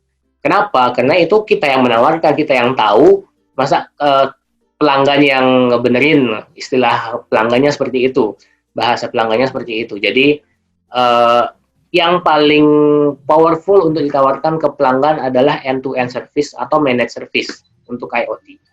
Dan membuat dan memastikan managed service itu terdelivery itu berat. Jadi memang perlu kerjasama dengan banyak pihak. Misalkan nih, kalau teman-teman katakanlah mau mendevelop IoT, sasarannya langsung industri. Beda ya teman-teman sifat pasar B2B dengan B2C. B2B itu adalah business to business, jadi pelanggannya adalah perusahaan lain. Kalau B2C itu adalah business to customer atau pelanggannya retail atau orang siapapun bisa beli gitu. Kalau IoT biasanya kan dijualnya bukan retail tuh, tapi B2B. Nah, tantangan di B2B ini adalah bagaimana menjamin pelanggannya itu terpuaskan sehingga tetap berlangganan dengan apa yang kita berikan, yang kita provide. Nah, mereka perusahaan-perusahaan yang baru biasanya kalau startup itu sudah punya solusi IoT, dia nggak bisa ngejamin bisa mendeliver managed service-nya. Ya, oke, saya punya teknologi sensor nih, udah bagus, udah terbukti, udah proven, bisa monitor keadaan sawah katakanlah. Tapi untuk implementasi saya belum bisa. Nah, itu salah satu kerjasama yang bisa dilakukan dengan provider telco. Salah satu bentuk kerjasama yang bisa dilakukan. Atau mungkin ke sistem integrator juga bisa. Karena yang paling enak sebenarnya di telco. Kenapa? Karena telco pasti punya jaringan di tempat dia diimplementasikan. Dan ketika ada jaringan, ada orang telkonya juga di situ. Jadi bisa kerjasama untuk minta bantuan maintenance-nya seperti itu sih. Lanjut, Cak. Ada pertanyaan? Kebanyakan untuk maintenance itu dilakukan oleh provider ya? Nah, maintenance device ya. Maintenance device, kalau problemnya nggak bisa di-solve secara OTA itu over the air. Jadi, kadang kan kendala device itu tadi kan kita lihat levelnya dari atas ke bawah kan. Kalau connectivity-nya masih nyala, device-nya masih bisa terhubung, cuman yang dia kirimkan datanya nggak valid atau nilainya nggak sama dengan yang dilihat oleh perusahaan, itu masih bisa remote, Cak. Jadi kita masih bisa fixing remote, kita masih bisa melakukan, oh ini kira-kira jangan-jangan offsetnya salah nih, settingan offset di sensornya salah. Offset itu nilai penyesuaian antara sensor dengan keadaan realnya ya. Jangan-jangan offsetnya salah nih, jadi kita masih bisa benerin offsetnya. Itu masih bisa. Tapi ketika device-nya katakanlah ada vandalism. Nah, ini vandalism juga kan sering terjadi nih di industri. Kalau sebelum COVID ya, kalau kita pasang sesuatu untuk mencegah terjadinya kebocoran minyak, yaitu yang ngebocorin minyak pasti pengen ngutak-atik alat kita, jadi dia bacanya nggak bener gitu. Nah, kalau terjadi vandalism, device-nya rusak bagiannya, nah itu biasanya harus ada orang yang ngambil device-nya dulu buat kita analisis masalahnya kenapa. Gitu. Case by case memang, tapi paling enak untuk kerjasama dengan provider sih. Oke, seperti itu berarti ya untuk jawabannya dari Mas Indra. Nah, kalau begitu saya lanjutkan untuk pertanyaan berikutnya dari Budi Utomo. Yang mau ditanyakan tuh untuk implementasi IoT yang bagaimana untuk pengajaran secara e-learning saat new normal ini. Apakah harus diawali dari IoT dasar atau bisa langsung masuk ke salah satu aplikasi IoT? Menarik sih. E-learning untuk IoT ya, Pak. Menarik banget, Pak. Karena kan untuk memandunya beda ya. Satu kan biasanya kalau kita IoT itu kelasnya pasti tatap muka. Karena kita ngomongin device, connectivity untuk kelas atau untuk pengajaran biasanya ya pakai aja WiFi di rumahnya, connect ke internet untuk kirim data ke katakanlah Google Sheet gitu, paling gampang kan. Connectivity diatur bisa, atau aplikasi juga dikembangkan dengan tutorial coding juga bisa. Tapi kadang-kadang ya di bagian device itu salah, katakanlah sudah punya Arduino nih, sudah punya breadboard-nya, salah masukin lubang kan nggak kebaca itu. Kadang-kadang butuh mata orang lain juga untuk melihat sudut pandang yang baru gitu, sehingga kita nggak melulu terpaku, ini kayaknya udah bener tapi kok nggak bisa-bisa. Nah, ketika online learning, ini saya belum nemu jawaban yang pas banget nih buat online learning tuh harusnya gimana. Misalkan mau belajar IoT di online learning itu gimana ya? Kalau menurut saya, yang pertama perlu ditumbuhkan itu mungkin mindset dan bagaimana ideation-nya sih, Pak. Bagaimana membuat ide untuk penerapan IoT ini, karena memang untuk membuat trigger ide itu pemikirannya orang tuh harus beda-beda kan, tiap orang punya pemikiran yang beda gitu untuk membuat ide. Di pelajaran awal mungkin yang perlu dibuat itu design thinking dulu. Ada nanti kita search aja di Google design thinking untuk mengembangkan solusi. Jadi bagaimana mengajarkan ide apa nih yang bisa dikembangkan untuk solusi IoT-nya. Nah, kemudian setelah dapat ide, pasti pengen orang yang belajar itu untuk mengimplementasikan idenya. Nah, untuk mengimplementasikan idenya itu, dia pasti kalau berhasil ideation di awal itu men-trigger rasa ingin tahu orang itu jadi tinggi, dan dia pengen banget sampai nyari-nyari sendiri gimana sih nerapin ini beneran. Nah, itu dia kemungkinan akan termotivasi juga untuk mengembangkan aplikasi IoT ini. Jadi mungkin di-encourage dulu ya untuk ideation. Yang paling enak yang paling nge-trigger orang untuk ideation itu coba dibawa kalau kamu di rumah, narasinya gini, kalau kamu di rumah, barang-barang kamu di rumah bisa ngomong, pengennya ngomong apa gitu. Atau kalau enggak, atau yang lebih menjurus ke teknikal, kalau smart home tuh yang kayak gimana sih menurut kamu? Apakah yang lampunya bisa nyala mati kayak gini? Dengan tepat dia mati, tepat dia nyala. Nah, atau IoT lain yang bisa kita terapkan di rumah kita juga, dengan misalkan kita TV-nya nyala di jam-jam tertentu, kita memonitor berapa usage TV kita. Itu kan sesuatu yang anak-anak di usia SMA, SMK, kuliah tuh pengen banget ngutak-atik kamarnya biar seolah-olah canggih gitu. Nah, itu misalkan itu sudah ke-trigger dia, oke, kayaknya ini bagus, ini menarik, dia akan mulai cari-cari sendiri juga tentang solusi bagaimana dia harus mengimplementasikannya. Nah, setelah memiliki itu, bisa diberikan IoT dasar tentang MQTT-nya lah, atau tentang theoretical IoT-nya lah. Tapi dia pasti akan lebih fokus pada bagaimana sih cara cepat biar TV saya bisa langsung nyala mati ketika saya perintahkan dari handphone saya. Jadi mungkin dibawa ke trigger ke implementation base sih gitu, kalau ide saya ya. Karena saya juga bukan guru dan belum jadi guru juga. Mungkin teman-teman ada ide lain juga, silakan di komen ya. Ya, terima kasih Mas Indra. Semoga untuk Pak Budi bisa terbantu ya untuk jawabannya dari Mas Indra tadi. Ya, itu saya coba lanjutkan ke pertanyaan berikutnya dari Yasi. Untuk Raspberry Pi ini apakah bisa bertahan lama sebagai server monitoring IoT? Karena pada dasarnya server itu kan harus standby 24 jam tanpa off. Apakah dibutuhkan alat pendingin atau ada alat pengawet untuk menjadikan server always on tiap harinya dalam beroperasi?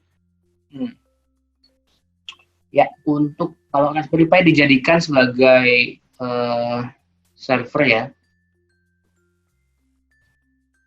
itu agak berat sih kalau dia jadi server, karena Raspberry Pi ini biasanya dijadikan edge computing.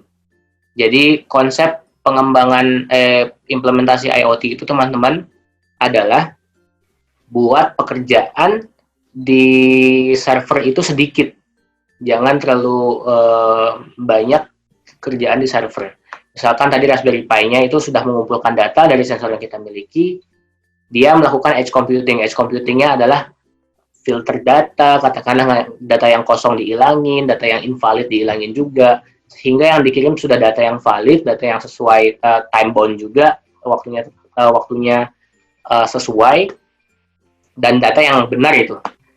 Nah, untuk implementasinya pasti dia akan memiliki heat ya, ada panas. Biasanya yang kami lakukan untuk Raspberry Pi sebagai edge computing itu kita menggunakan pendingin biasa kayak pendingin gel itu loh. Kalau teman-teman pernah buka laptop kan biasanya prosesor kita dikasih pendingin. Paling itu aja sih, itu sudah cukup. Karena satu juga harus diperhatikan, Raspberry Pi yang digunakan harus sudah memiliki juga power management. Jangan sampai misalkan dia harus online 24 jam, tapi dia ngirim data setiap 5 menit. Setiap 5 menit nggak bisa sleep ya. Setiap katakanlah 15 menit, dia setiap 15 menit kirim data. Nah, dia sisanya itu bisa sleep mode atau deep sleep mode atau hanya dihidupkan bagian koneksinya saja sehingga data yang ke-trigger langsung kekirim juga gitu. Jadi untuk Raspberry Pi bisa digunakan pendinginnya dengan ada power managementnya, program power managementnya di dalam Raspberry Pi-nya gitu sih. Oke, terima kasih Mas Indra untuk jawabannya. Selanjutnya untuk pertanyaan berikutnya dari Miftah. Bagaimana strategi membangun tim untuk memulai proyek IoT mulai dari scratch? Komponen skill, ya membangun tim untuk memulai proyek IoT. Komponen skill atau skop kerja apa yang utama untuk sektor IoT itu secara umum? Oke. Untuk IoT teman-teman perlu diperhatikan bahwa berbeda dengan aplikasi game pada umumnya yang interaksinya fully digital, IoT itu sudah merambah ke real world juga. Kita sensing data, kita ngambil data dari dunia nyata.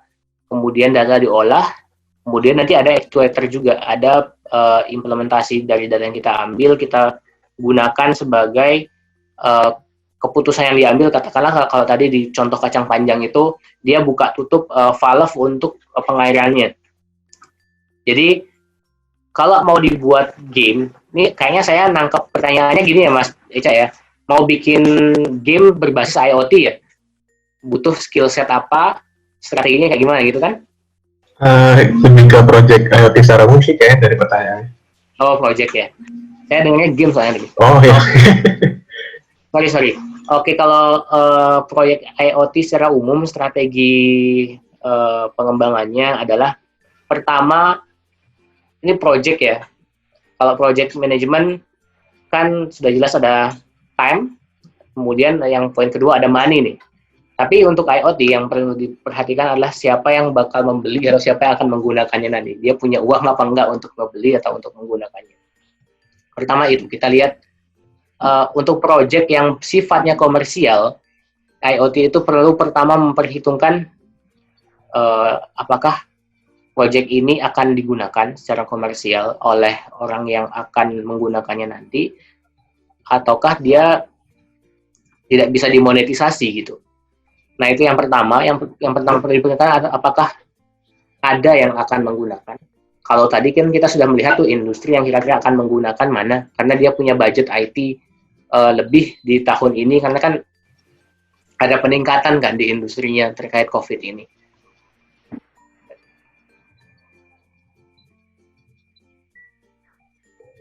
Nah, ini di industri ini kita pilih dulu industri mana yang bisa. Maaf Mas Indra, itu ada komennya maksudnya lebih ke arah pembagian skop kerja timnya seperti apa? Oh, skop kerja timnya, oke. Siap. Untuk skop kerja timnya, strateginya yang paling enak adalah kita buat jadi 3 tim utama dulu. Yang pertama adalah sales engineer. Sales engineer ini yang mengambil pain point atau kebutuhan utama yang dimiliki oleh target kita. Kemudian yang kedua adalah product and partnership. Yang product partnership ini tugasnya adalah mencari atau merancang produk yang sesuai untuk menangani pain point tadi. Partnership-nya dia harus bekerja sama dengan penyedia device yang mana, penyedia platform yang mana, penyedia connectivity yang mana. Nah, itu product partnership-nya. Yang ketiga adalah operation and delivery. Operation and delivery ini bertanggung jawab untuk memenuhi delivery, atau dia yang menginstalasi, dia yang memastikan terpenuhinya SLA, dia yang memastikan bahwa maintenance-nya terjaga dari device ini. Jadi itu secara garis besar. Nanti ketika tim sales engineer yang mengumpulkan requirement-nya mau diubah dengan super agile team bisa, product partnership-nya jadi agile team pun bisa dibagi lagi, misalkan UI UX dibagi dengan full stack developer, itu pun bisa, device developer itu pun bisa gitu. Tapi inti utamanya adalah sales engineer, product partnership, dan operation delivery. Itu sih menurut saya yang work untuk implementasi di project IoT. Semoga menjawab ya. Sorry tadi agak salah paham. Oke, semoga dari jawaban Mas Indra sudah cukup jelas untuk Mas Miftah tadi. Kalau begitu, saya lanjutkan ke pertanyaan berikutnya dari Restu Aulia. Berapakah minimum bandwidth untuk kebutuhan interkoneksi antar perangkat atau sensor sehingga dalam proses pengiriman data itu stabil? Berapa apa, Mas? Minimum bandwidth. Oh, minimum bandwidth. Minimum bandwidth tadi yang saya jelaskan di slide NB-IoT kayaknya sudah cukup mewakili. Jadi, nah, di sini kita melihat bandwidth yang digunakan di NB-IoT adalah 180 kHz yang paling kanan ini ya guys ya. Ini memang bandwidth kecil dan itu cukup untuk mengirimkan data menggunakan untuk digunakan sebagai solusi IoT sih. Gitu. Itu juga ada price-nya tuh, karena kenapa NB-IoT, kenapa IoT tidak dikembangkan dengan menggunakan SIM card kartu halo seperti biasanya atau kartu Telkomsel, karena pricing-nya beda kan itu. Kalau kita lihat connectivity cost-nya.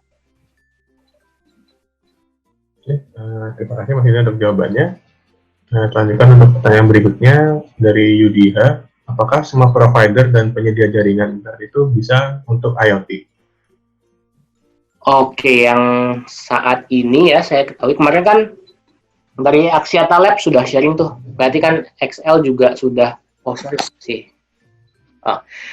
Kemarin dari Axiata Lab ada sharing kan tentang IoT. Berarti Axiata Lab juga bisa. Dari XL ya, Axiata tuh. Kemudian satu lagi dari Indosat Ooredoo juga kemarin sudah menerapkan untuk fleet manajemennya, itu juga sudah bisa. Telkomsel juga sudah lama bisa. Jadi kalau kita lihat provider yang bisa saat ini ya paling 3 provider itu. Untuk Axis saya belum pernah lihat use case-nya. Untuk yang lain kayaknya belum pernah kedengeran sih use case-nya. Tapi untuk coverage ya yang tadi saya perlihatkan di sini, coverage di Telkomsel sih NB-IoT coverage-nya seperti ini. Untuk misalkan penerapannya masih mau menggunakan 4G itu patokan coverage-nya yang atas, kemudian kalau sudah NB-IoT nanti lebih luas lagi coverage-nya gitu. Jadi untuk pilih provider mana yang tepat digunakan untuk rekanan dengan teman-teman, coba aja dulu ke daerah yang mungkin jadi pilot project-nya. Apakah daerah tersebut dapat koneksi yang baik? Jika dapat koneksi yang baik dari Telkomsel, NB-IoT-nya juga pasti akan ada di situ. Karena basicnya kita hanya menambahkan alat di BTS yang sudah ada gitu loh.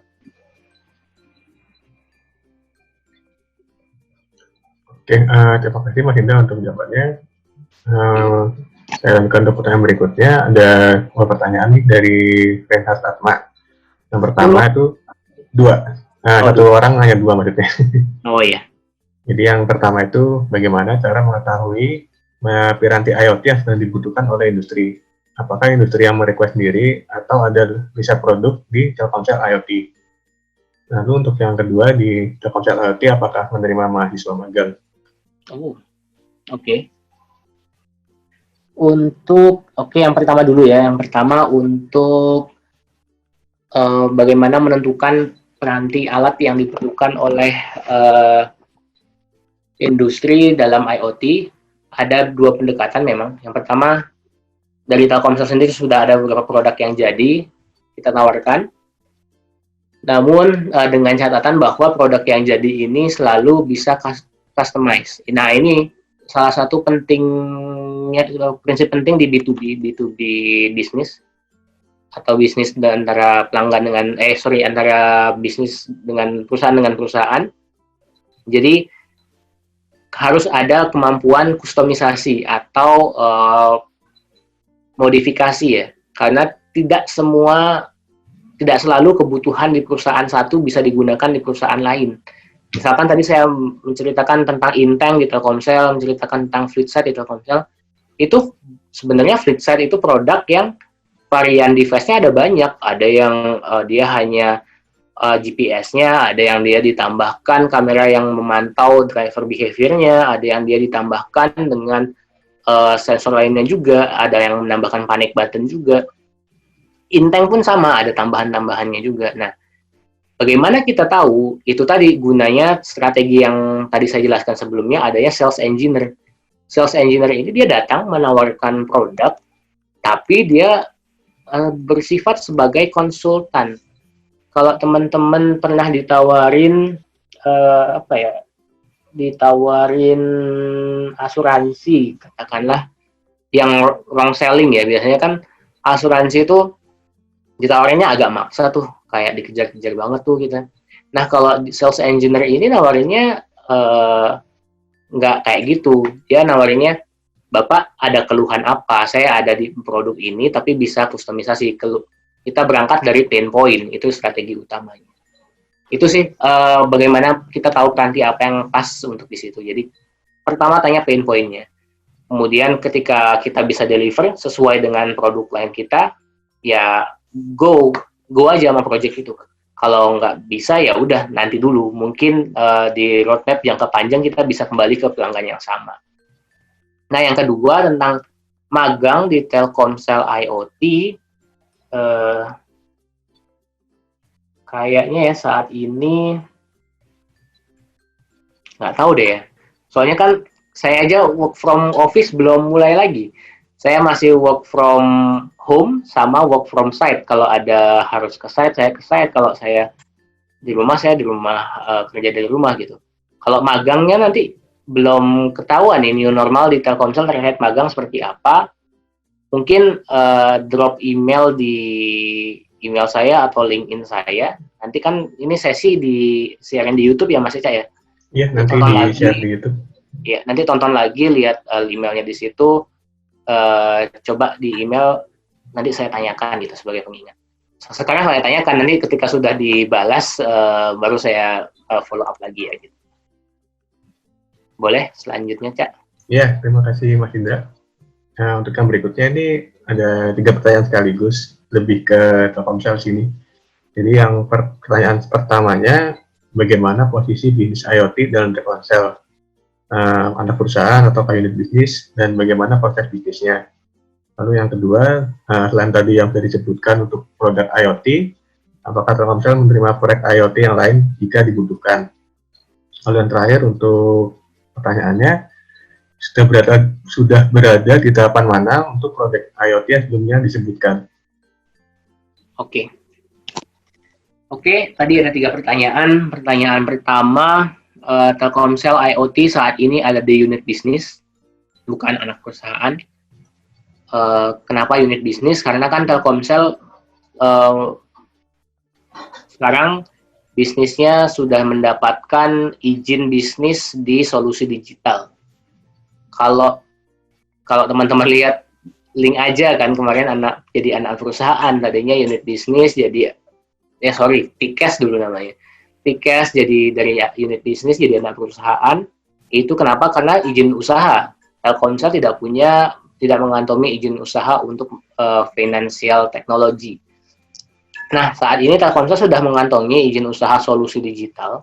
Jadi termasuk solusi digital itu solusi IoT, sehingga bisa berada di unit bisnis di bawah Telkomsel gitu. Kemudian tadi pertanyaan kedua, Apa ya, Cak? Selain produk IoT yang tadi itu, apakah Telkomsel juga menerima proyek Oh IoT iya, yang lain? betul, betul, betul. Proyek IoT yang lain, ini biasanya proyek IoT dari Telkomsel itu flow-nya adalah seperti ini. Kita punya account manager. Account manager itu person yang bertanggung jawab di sebuah perusahaan sebagai perpanjangan tangannya Telkomsel. Dia cerita kita butuh solusi ini. Nah, apakah solusi bisnis ini termasuk di bawahnya IoT, bisa disolusikan untuk IoT-nya, ataukah bisa disolusikan untuk solusi lain? Itu tergantung AM-nya biasanya. Kalau kita Telkomsel punya produk default sebanyak katakanlah 6 apa 7 gitu, produk IoT Telkomsel. Ketika ada kebutuhan pelanggan yang di luar itu, AM-nya yang mencarikan solusi lain gitu.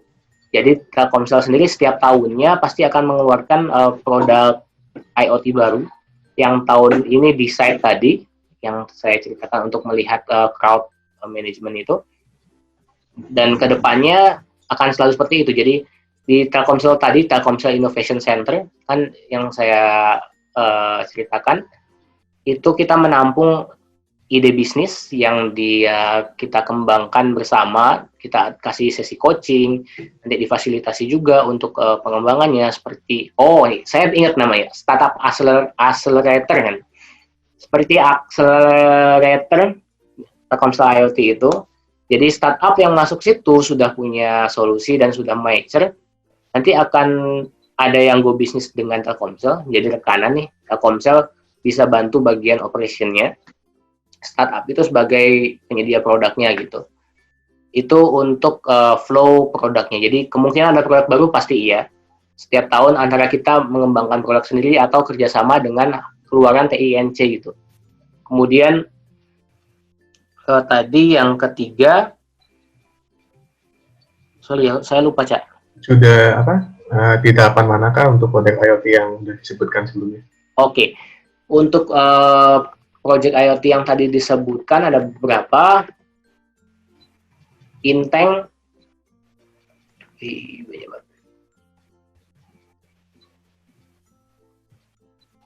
ini cold chain monitoring untuk saat ini kita improvement of concept di beberapa perusahaan FMCG. Improvement of concept itu seperti trial dulu selama sebulan, nanti setelah terbukti dia akan komersial. Kemudian untuk remote monitoring delivery compliance ini sudah onboarding customer. Kemudian Inteng ini juga sudah onboarding customer, bahkan repeat order sih. Jadi sudah mature. Yang tadinya tahun lalu satu customer itu satu tangki, sekarang per customer bisa sudah minta 10 sampai 15 tangki gitu instalasi. Cuman ini juga untuk instalasinya masih terkendala COVID kemarin nih. Ya, itulah. Oke, terima kasih Mas Indra. Karena keterbatasan waktu, ini saya tanyakan pertanyaan terakhir. Dan untuk pertanyaan terakhirnya ini dari Restu Aulia. Jika IoT diterapkan dalam smart farm, di mana kondisi lahan antara perkebunan A, B, dan C terpisah jauh, apakah perlu membangun tower untuk infrastruktur jaringannya, atau cukup memanfaatkan fiber optik? Oke, untuk solusi farming itu menarik sih. Ada lahan ya jauh-jauhan, apakah membangun tower di antara lahan itu untuk jaringannya atau fiber optik? Pilih yang paling murah. Kalau tower pasti mahal, jadi fiber optik aja. Misalkan ya, lahan A, B, dan C terpisah jauh, yang ada koneksinya untuk ke internet itu katakanlah di lahan A. Jadi kita bisa membangun fiber optik dari lahan A ke lahan B, lahan B ke lahan C, kemudian komunikasi datanya melalui fiber optik tersebut. Nah, di lahan A ini dia sebagai uploader ke internetnya, seperti itu. Atau misalkan fiber optiknya juga sudah tersambung ke internet, bahkan lebih bagus lagi kan, tinggal memanfaatkan fiber optiknya. Gitu saja. Oke, terima kasih Mas Indra. Ini sebenarnya ada beberapa pertanyaan lagi, cuma karena keterbatasan waktu, mungkin saya cukupkan untuk sesi tanya jawab ini. Kalau misalnya ada pertanyaan, bisa langsung kontak Mas Indra langsung ya? Boleh. Ya, nanti untuk kontaknya nanti sudah disebutkan di awal, dan apabila dari teman-teman lupa nanti bisa dilihat di video YouTube Nusantek. Nah, sebelum saya akhiri untuk webinar kali ini, ada sesi foto bersama. Ini dari teman-teman, saya minta tolong untuk dipasang videonya. Akan saya screen capture untuk teman-teman. Cukup dengan angkat jempol aja deh. Nggak usah ribet-ribet banget. Saya kasih waktu 15 detik ya. Mungkin dari Mas Indra bisa minta tolong di stop share screen-nya nih biar saya bisa melihat semua partisipannya.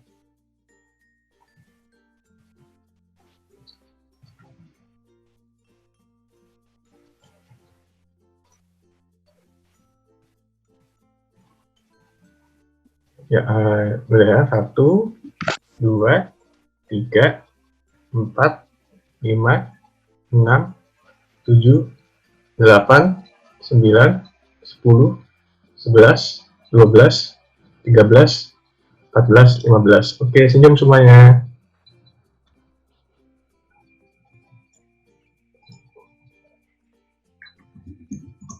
Sekali lagi, 1, 2, 3.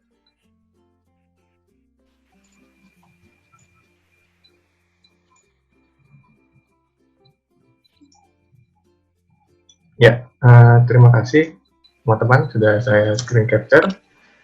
Nanti untuk hasilnya akan ditampilkan di Nusantek, di Instagram Nusantek. Jadi teman-teman yang mau ingin repost story-nya bisa lewat itu. Lalu untuk YouTube-nya nanti juga akan di-share di YouTube Nusantek. Nah, yang terakhir mungkin dari saya ingin mengucapkan terima kasih banyak untuk Mas Indra sudah menyempatkan waktunya untuk berbagi ilmu ini. Nah, semoga bermanfaat untuk kita semua. Dan juga terima kasih untuk teman-teman yang sudah mendapatkan hadiah di webinar IoT Solution for the New Normal. Akhir kata, saya tutup webinar ini. Mohon maaf apabila ada salah kata. Selamat malam untuk semuanya.